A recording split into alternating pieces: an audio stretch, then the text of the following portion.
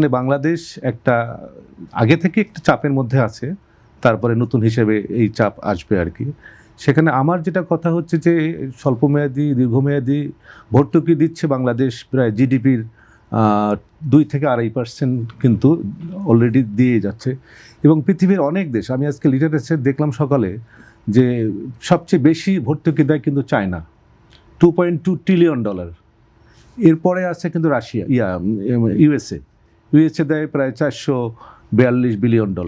তারপরে আছে কিন্তু ইন্ডিয়া। পদ্মা সেতু, মেট্রো রেল এবং এলিভেটেড এক্সপ্রেসওয়ে নির্মাণের গর্বিত অংশীদার বসুন্ধরা সিমেন্ট। রাশিয়া তারপরে ইন্ডিয়া। তো সবাই কিন্তু ভর্তুকি দেয় এবং আমার কাছে মনে হয় যে ভর্তুকি দিয়ে অর্থনৈতিক গ্রোথকে কিন্তু মানে বাড়ানো যায়, এটা আমার কাছে মনে হয়। আমরা এই অর্থনীতিতে এটাই বুঝি আর কি। কারণ ভর্তুকি দিলে হয় কি, উৎপাদন খরচটা কমে যায়, জনগণ একটা স্বস্তির মধ্যে থাকে এবং উৎপাদন বাড়ে আর কি। তা সেই দিক থেকে ভর্তুকির, কিন্তু এই ভর্তুকির চাপটা সরকার নিতে পারবে কিনা, এটা হল মূল প্রশ্ন। সেই জায়গায় যেটা মানে এখন অন্ততপক্ষে স্বল্পমেয়াদী, আমি এখানে একটা কথা বলি যে আমাদের পেট্রোলিয়াম কর্পোরেশন তো এটা নিয়ে কাজ করে।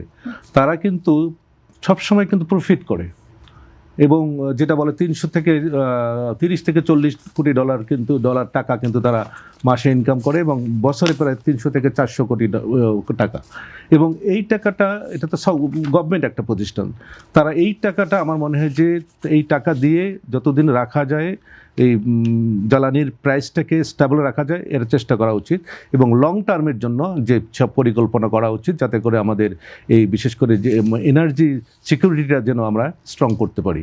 আমি বলবো যে আপাতত জনগণকে স্বস্তি দেওয়ার জন্য তারা কিন্তু এই ভর্তুকির চাপটা ঘাড়ে নেওয়া উচিত।